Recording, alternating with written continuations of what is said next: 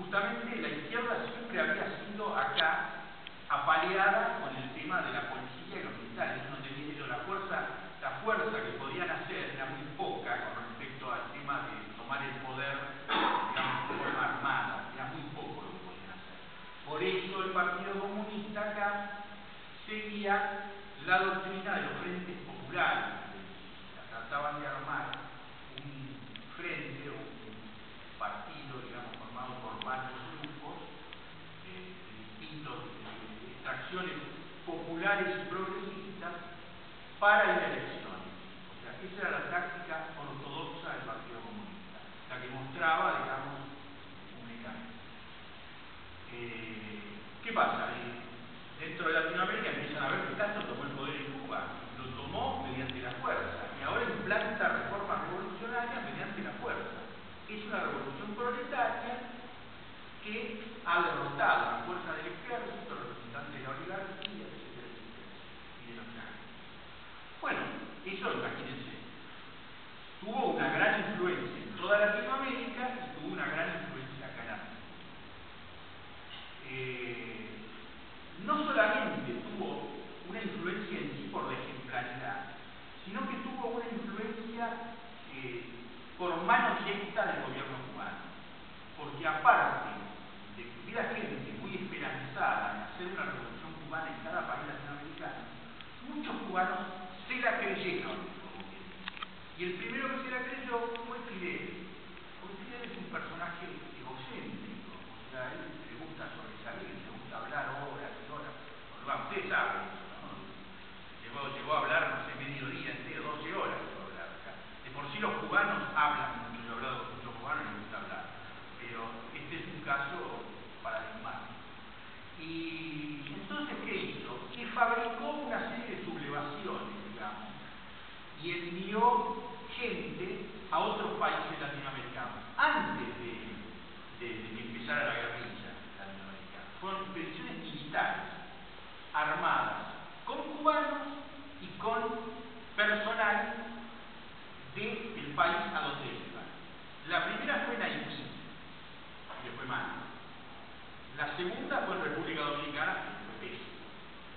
Y la tercera fue en Nicaragua, y también intervino la ONU, la OEA o algo así, y fueron todos presos.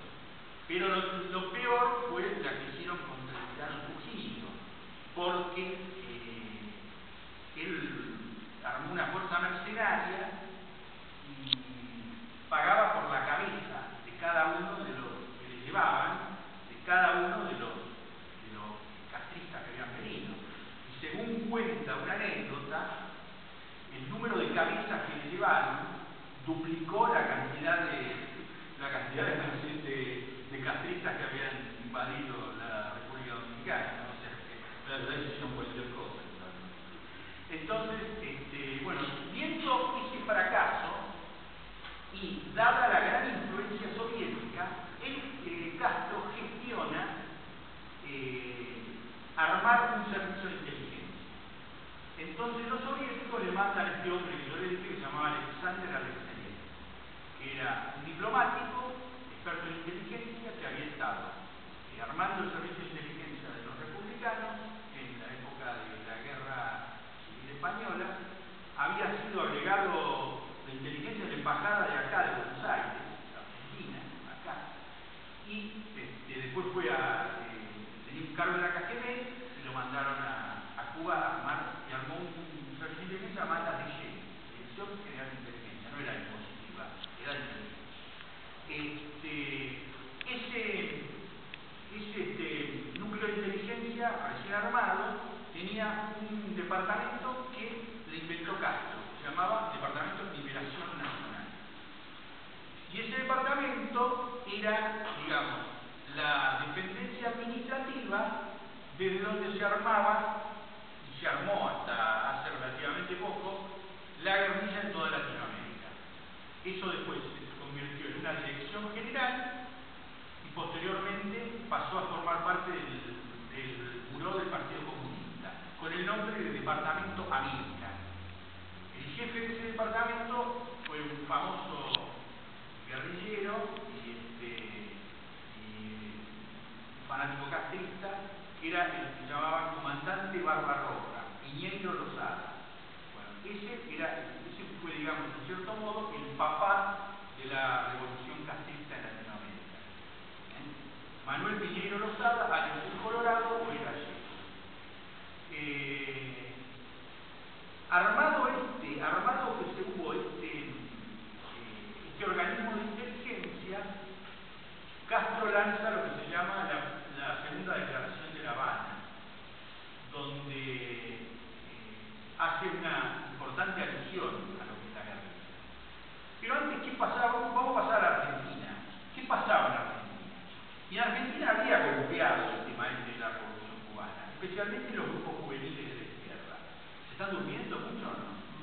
No. Especialmente los grupos juveniles de la izquierda. ¿Cómo se expresó eso?